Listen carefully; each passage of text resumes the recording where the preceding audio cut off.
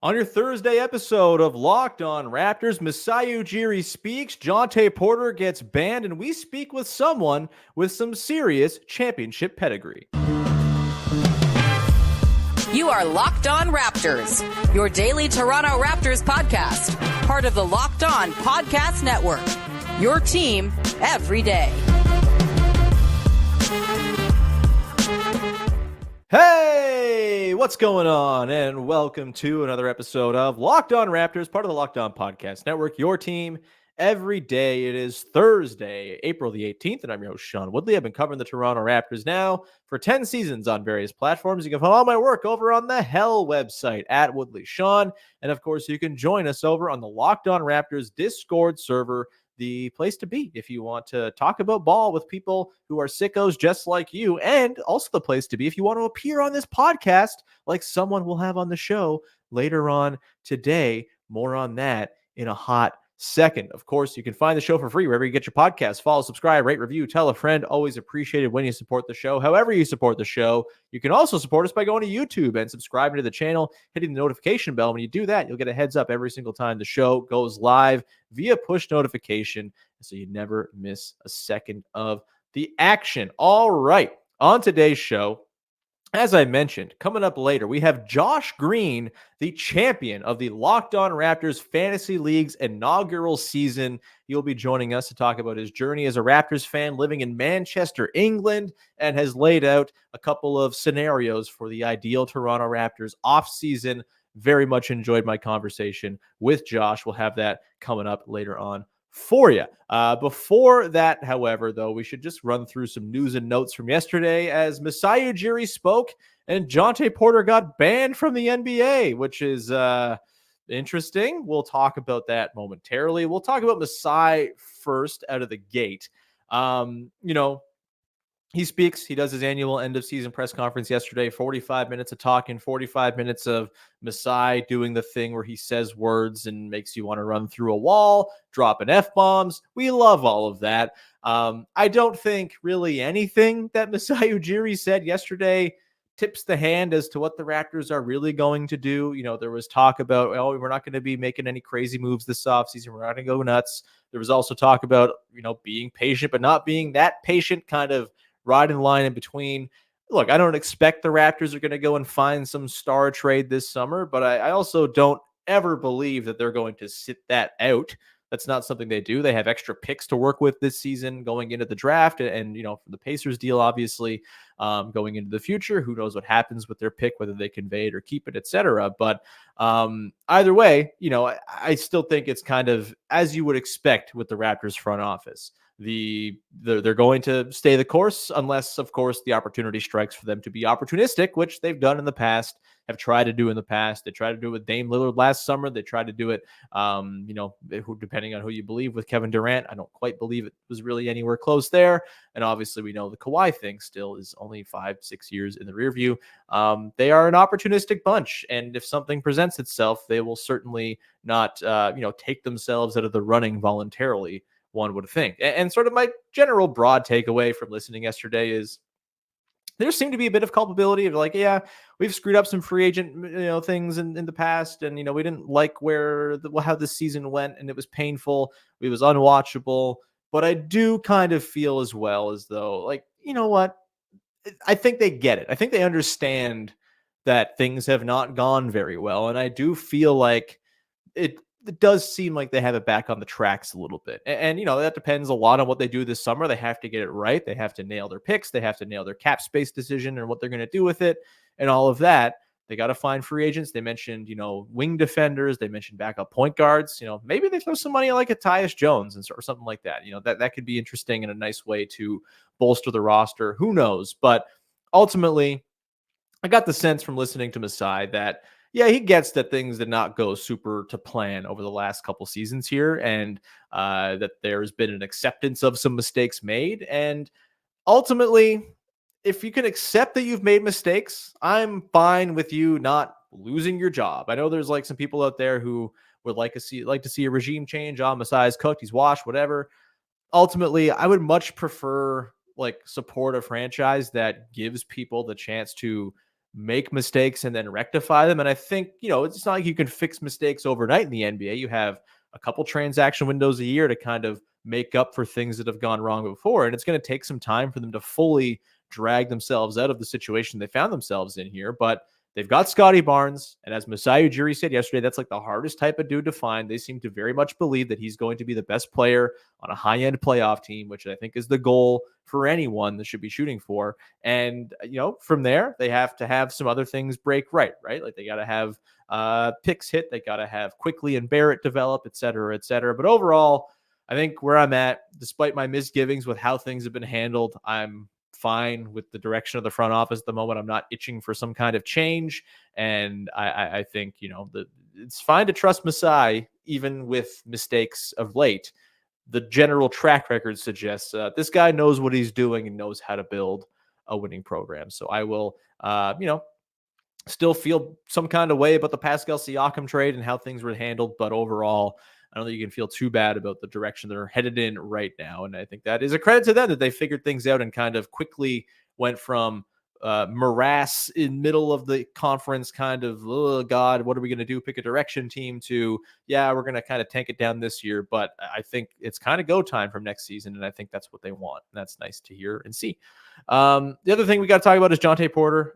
Look, I don't have a ton of opinions really. Look, what am I supposed to say? Don't too much gambling. We're going to have a gambling read on this episode later, right? It's just part of the deal at this point. I think my stance from when this all first came down is still there, that, I'm not worried about players gambling on themselves or their own teams becoming an epidemic or anything like that. Cause I think the safeguards seem to be pretty good and in place, and the leagues and the sports books all have everything on the line to ensure that stuff like Jontay Porter doesn't go through the cracks, doesn't get missed. And so I'm not worried about there being more Jontays Porter out there who are trying to game the system. The odd one here and there, sure, but I don't think it's going to be some prevalent thing. Most NBA players make it to the NBA because they want to play NBA basketball. And I think the lifetime ban for Jontay Porter as a deterrent to ever doing this, I think is warranted. I think it's justified. The thing that gets me is the double standard the NBA has. Obviously, I'm not the first person to comment on this. Katie Heinel's written about it. A million people smarter than me have talked about this. The double standard the NBA has when a player, Jontay Porter, does a thing that really only impacts wallets. It doesn't really affect people other than sportsbook executives who are doing just fine, or NBA executives who are doing just fine. It mostly is a thing that's going to affect Jontay Porter now. There's a different standard with intimate partner violence, sexual violence, stuff where actual people are getting hurt, lives are being affected, destroyed, and players continue to get to play in the NBA. Obviously, Miles Bridges comes to mind as the biggest glaring example of this right now, this obvious double standard that frankly just should not exist, but does because money. I would like to live in a world where two things can be true. Jontay Porter should never play an NBA game again, and Miles Bridges never gets to play an NBA game again. That would be fantastic. I don't have a problem with Jontay Porter getting banned for life, even with the obvious prevalence of gambling in sports and it just being, hit over the head with it. Sure. The players in the league, they should know that if you start betting on the actual product, that's going to cost you, because it costs the potential very integrity of the sport. And by extension, a lot of people, a lot of money. And I understand the lifetime ban there. I get it. But Miles Bridges still gets to play basketball after being found guilty of various intimate partner crimes. It's a privilege to play in the NBA. It's not a right. Just because you're talented doesn't mean you just have a spot in the NBA. And if you do stuff that goes against what the code of conduct or whatever should be for the NBA, which should encompass all this stuff, gambling on the sport, intimate partner violence, et cetera, there should be space for neither Miles Bridges or Jontay Porter to be in the NBA. That's not how this works, because again, the money side of things, Miles Bridges can make money for the Hornets, makes a lot of money for the Hornets as it stands. Jontay Porter was going to cost the NBA money if this thing went unchecked. And so you get the results you do. But just because things are the way they are doesn't mean you can't question and call the things that are the way they are bad and wrong and in need of change. And that's kind of where I'm at on this one. Don't feel at all bad for Jontay Porter. Incredibly dumb stuff, like baffling, totally ruins his career for $22,000 in winnings per the NBA's investigation. We'll see what else comes out, but I'm not worried about this being a larger issue with players constantly gambling on their own games. I am worried about the NBA having such an obvious and gross double standard with what constitutes a lifetime ban. We'll leave it there. We'll come back on the other side. We will get into some fun stuff. Josh Green is going to join us. He is a Locked On Raptors listener. He's part of the Discord, and he is the champion of the Locked On Raptors Fantasy League. And we're going to talk with him coming up in just 1 second. Today's show is brought to you by friends over at Monopoly Go, which is a wonderful, wonderful twist on the classic board game that you know and love. I am a Monopoly sicko. I'm not just saying this because we have Monopoly Go as a sponsor on the podcast. When I found out we were going to have them, I was thrilled because I love Monopoly. It's so fun to beat my friends and family at the game. It is one of the great joys, to the point that my family will very rarely play with me. I've said this before. We are only allowed to play Monopoly together on February 29th, once every 4 years. We have it in a calendar in our shared Google Calendar for the rest of time, and it's wonderful. But I got to play Monopoly in between, and Monopoly Go is the way to go and do that. Best part, messing with your friends, of course. You can charge them rent on your iconic properties just like Monopoly, but you can also heist their vaults for riches for yourself. And you can, the leaderboards are going to show you where you are and who the biggest Monopoly tycoon in the land is. It just could be you. It's not just your competitive side that's going to love it, though. You can team up with friends and people all around the world in time tournaments to earn huge rewards. So get into the game and join your friends. Download Monopoly Go now for free, the App Store or Google Play. All right, we leave the Masai Ujiri and Jontay Porter talk behind for a very exciting guest appearance on the podcast, making his first appearance on the show after winning the Locked On Raptors Fantasy Basketball League this year. This is the prize for winning, I guess. Congrats. It's Josh Green. You might know him on the Discord as Green Giant JG, and he's joining us all the way from Manchester, England. Josh, how the hell are you, man? I'm really good, Sean. Thanks. My baby is trying to be quiet, but there might be a bath taking place while we're recording this. So who knows? You're gonna be all good. I'm just glad that my loud yelling is not going to wake up a sleeping baby. That's that's number that's one. Let's get to it, man. You're on the show here. It's your prize for winning the league, which I'm sorry there isn't like more of a monetary thing. It's just you get to talk to me for a bit. But whenever I have someone on the show who I haven't had on the show before, I like to get into fan origin stories. Obviously, I feel like there might be an interesting tale coming from you as a Raptors fan who's in England. Did you pick up the team when Nick Nurse was coaching over there in the BBL? Was it something from a younger age? How did you become a Toronto Raptors fan living overseas? Basically. So I've kind of had this romanticized view of Toronto from like an early age. I was a massive fan of Scott Pilgrim vs. the World when I was in my teenage years, which obviously is based in Toronto. Mm-hmm. My favorite wrestler is Edge, who was also billed as from Ontario, Canada. So it was one of those things. And then like when I grew up, I was like, wait, Toronto's basically New York, but with free healthcare, right?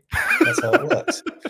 So it's always been kind of a place that I kind of envisioned myself maybe moving to one day. So I thought if I'm going to move anywhere, I might as well support the basketball team that's based there, right? So, right on. Yeah. And then it didn't hurt that we were also second in the league when I started supporting the team. And, the vibes were killing it. Yeah, so tell me about like what team kind of got its hooks into you? What players? Like, do you have specific guys? Tell me about the era that made Josh into a Raps fan. So it all started. We started playing basketball after work. Right. And a couple of people were really into the NBA, and we're all kind of like choosing our teams. So we had one guy who's like a big Bulls fan, one guy who's already a Knicks fan. Some dude really liked Ben Simmons, so decided to be a Sixers fan. How's that guy doing? He's not doing well. He's really not doing well. But yeah, it was 2017. Was it 2017 the year Simmons got drafted? I think. Yeah, that sounds about right. Yeah. So it was that year. We obviously had the DeMar and Kyle, just being besties and awesome, seeing that everywhere. And then the bench mob was going off, and just the vibes around were really nice. It was like I didn't want to glory hunt when I started supporting a team. Right. But then I realized, oh, wait, we're Spike's good. We're a good team. What the heck? why are Toronto good? So, yeah, no, it was awesome. Sorry, go ahead. Sorry. No, it's all good.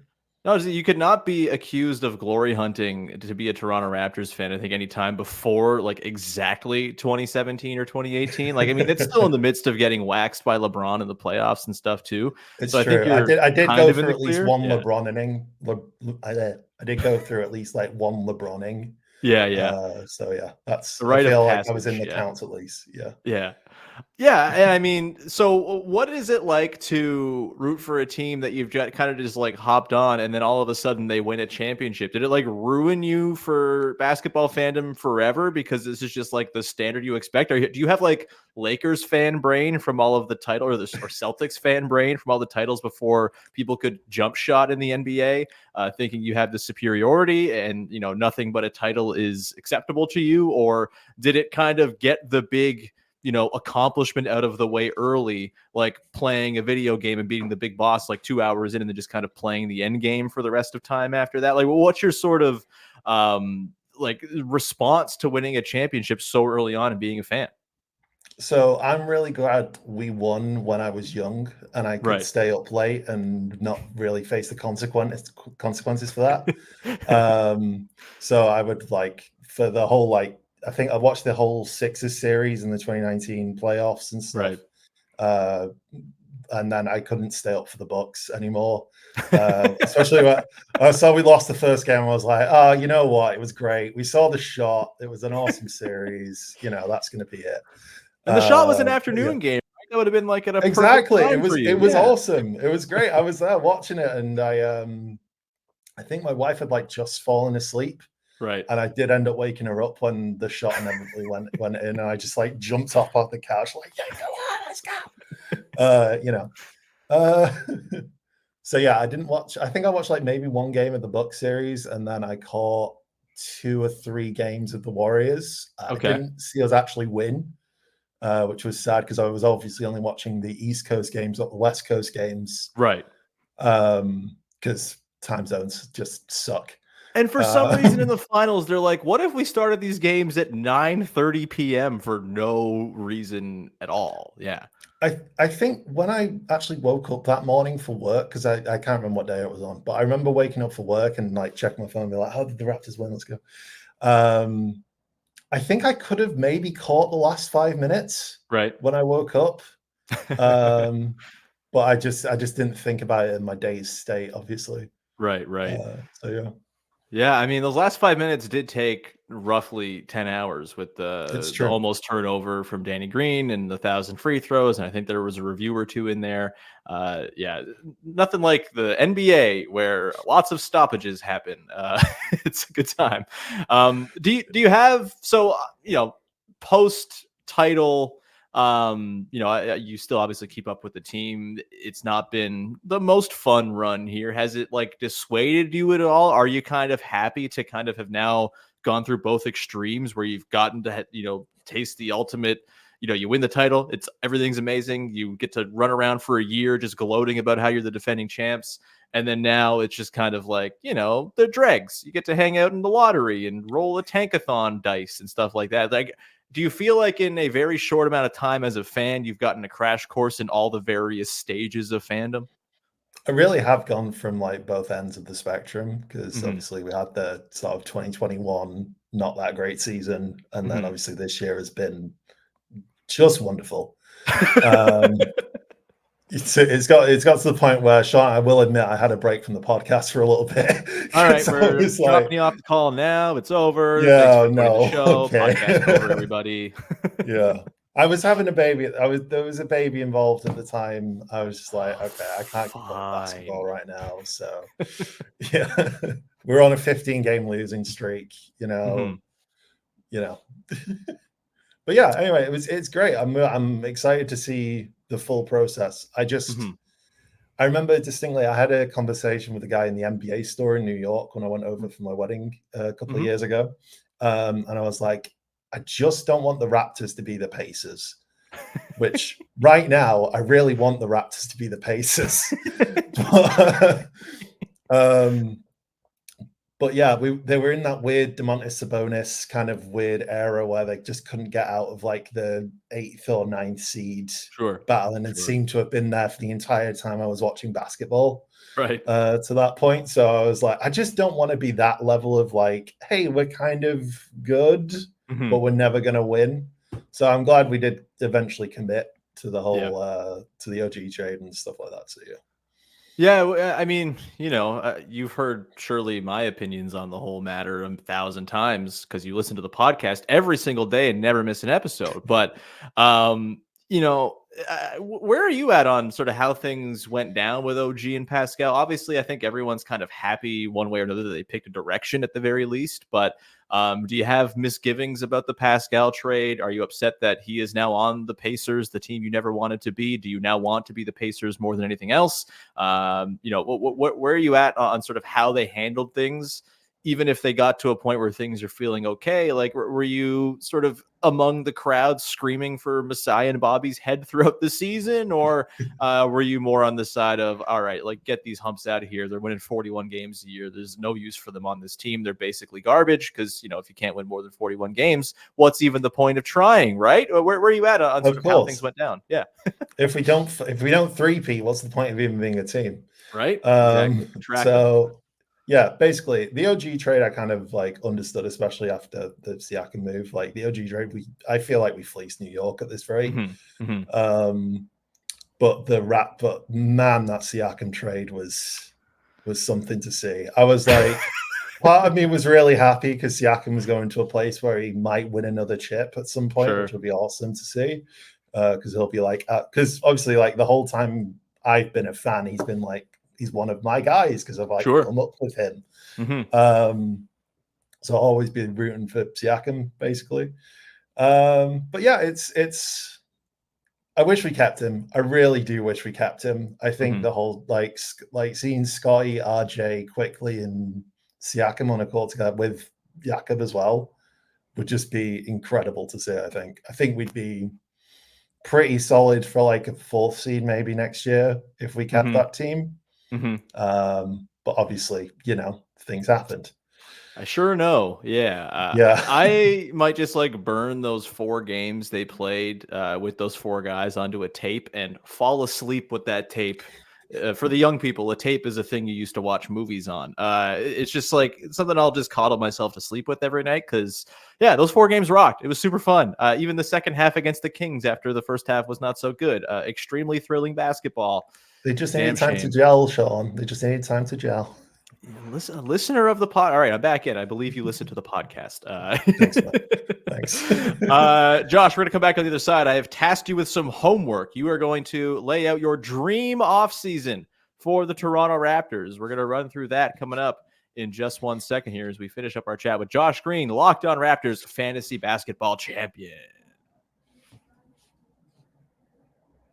Today's show is brought to you by FanDuel, the #1 sports book in all of North America. It's playoff time in the NBA and NHL. Baseball season's in full swing as well, and FanDuel is your place to bet on every single game if you so choose. Right now, new customers get $150 in bonus bets guaranteed.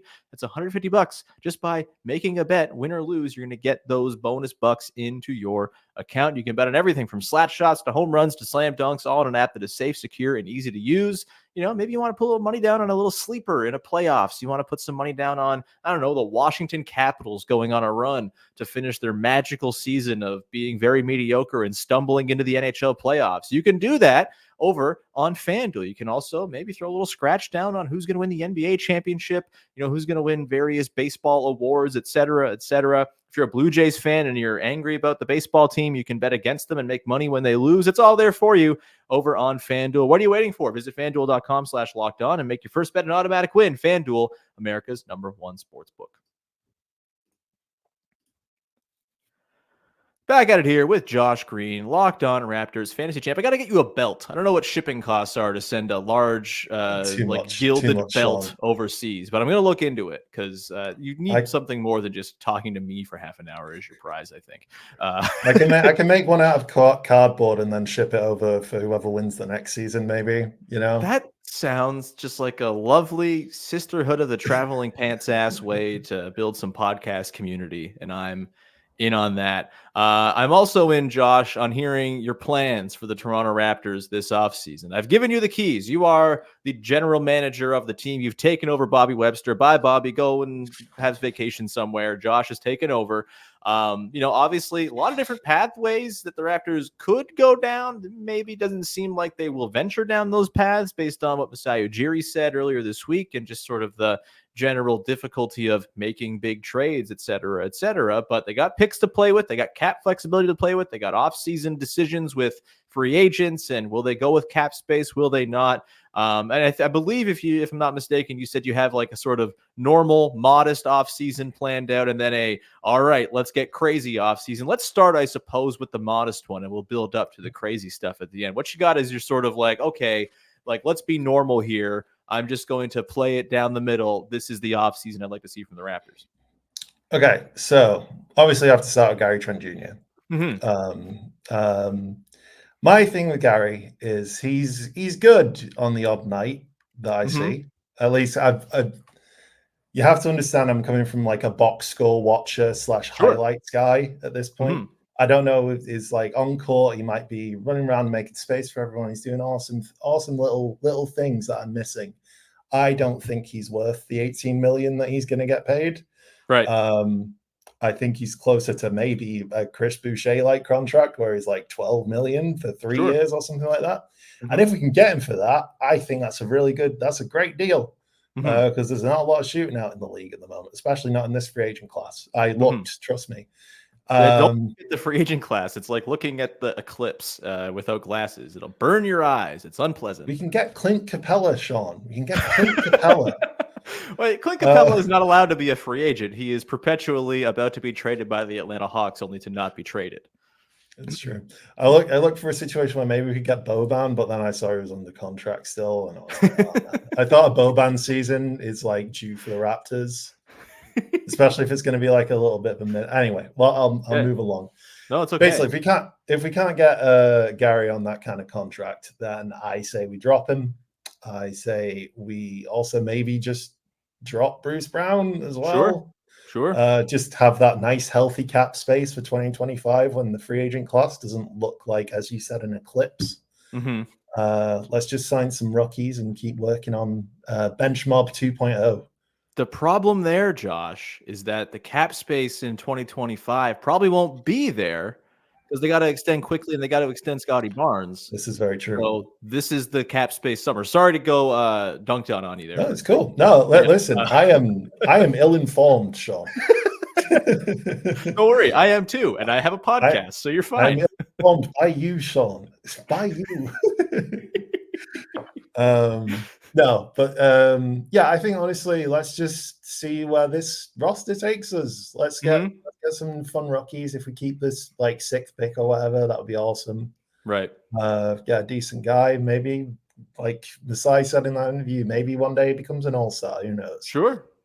But before we move on any further, I have to get your definitive response to this. Are you team keep the pick or team convey the pick?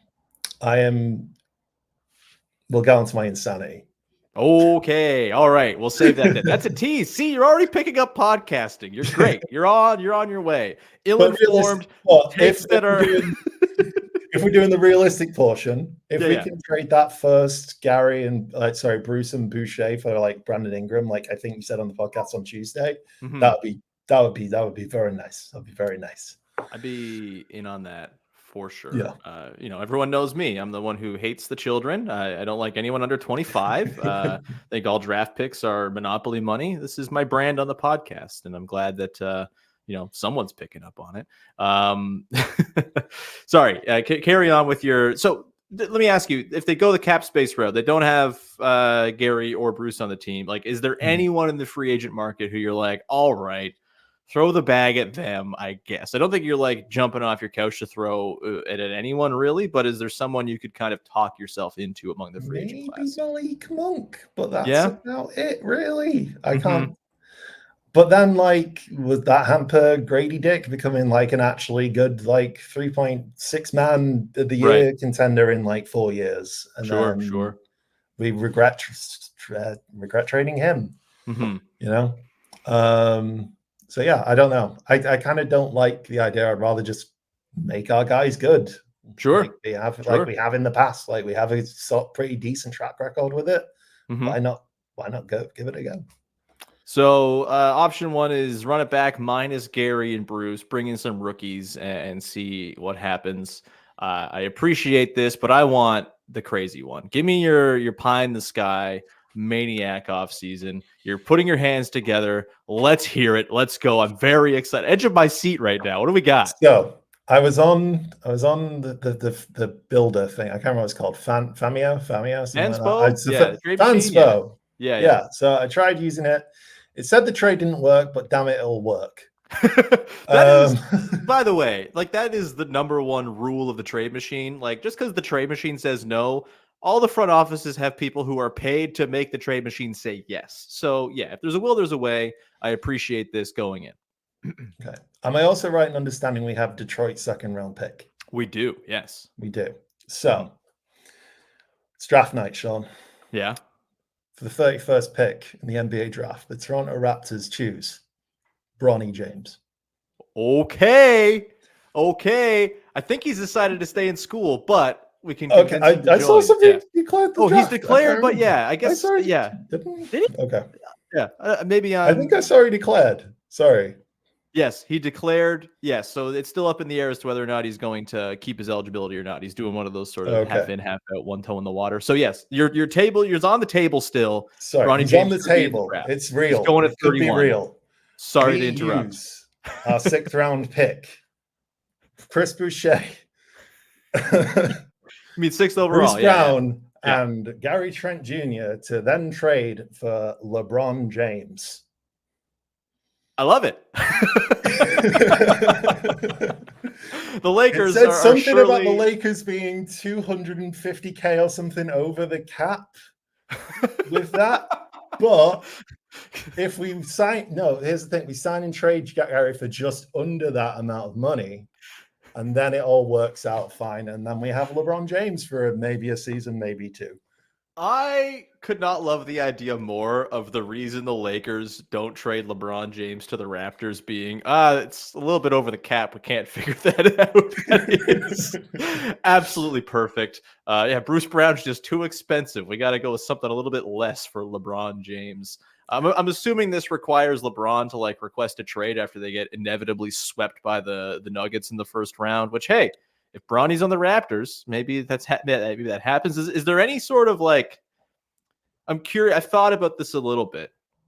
If presented with the option to just go play with Bronny James somewhere, do you think the fact that the whole LeBronto thing happened would make it like less cool for LeBron to then play in Toronto? Would that be like good or bad for his legacy, for his like best of all time credentials? That feels like maybe a little gimmicky, a little bit like it might, sap some of the gravitas of LeBron James. I frankly don't care. I would love it. I'd be all in. But do you fear that could be a hindrance? The fact that he's so comfortably owned Toronto throughout his entire career, would it be like a step down for him to then go play for Toronto? So, fun fact, for a mailbag episode a few months ago, I think, I actually submitted this trade to you, I think. I can't remember when, but it was some I'm crazy. really bad at getting all the mailbag questions in. Don't worry about it. It's fine. I wouldn't expect you to remember. But yeah, I think honestly, I think it'd be kind of fun. You'd make the money back in jersey sales. I think everyone will actually enjoy LeBronto for real for a little bit. All the guys get a really solid vet. We learn to play from LeBron James, which is a pretty damn good coach as far as I'm aware. So yeah, I don't know. I think it'd be pretty fun. I think we'd enjoy it for the couple of years. It might be like so sorry to reel it back. When the Kawhi trade happened. Yeah. Please reel it back all you want. I hadn't seen Kawhi Leonard play properly in a basketball game because he was injured for the 2017 season. Well, for the 2017 season. I think he played maybe like 5 games or something like that. Yeah. So I had never seen Kawhi Leonard play. And obviously I was like, oh man, DeRozan DeRozan's awesome. Let's go. He's our best player. Why on earth would we trade him? And then one of my friends who's the Bulls fan was like, oh yeah, he's just gonna like feign an injury all year anyway and just play out his contract and then move to LA. Obviously then 2019, Kawhi happened.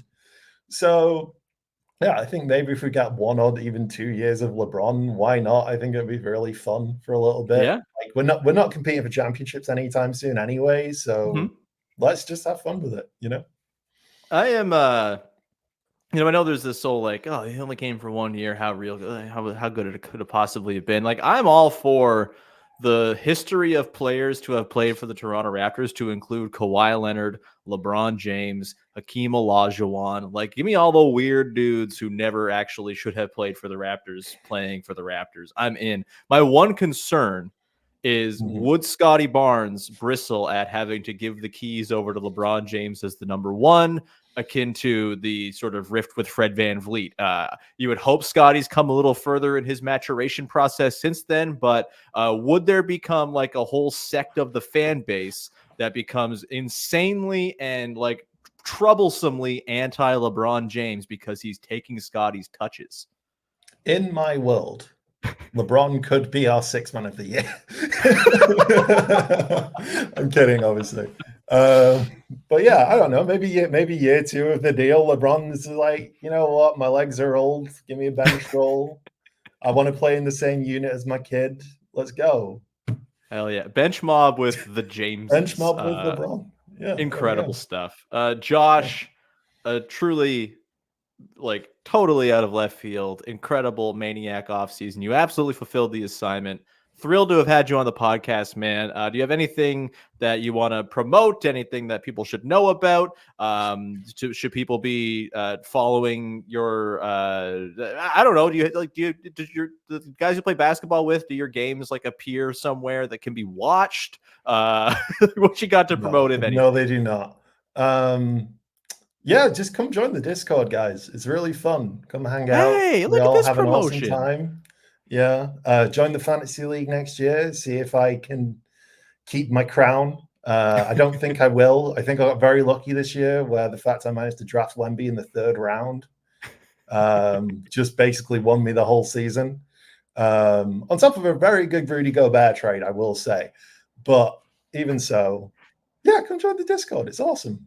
Yeah, agreed. Come join the Discord. It's awesome. And if you win the fantasy league, you can get to join the podcast just like this and pitch harebrained schemes to make the Raptors have star players on their team. It's great. I also, so I'm bad at my job, Josh. You did ask one thing before coming on the podcast. I will put this in post, so it will appear on the screen.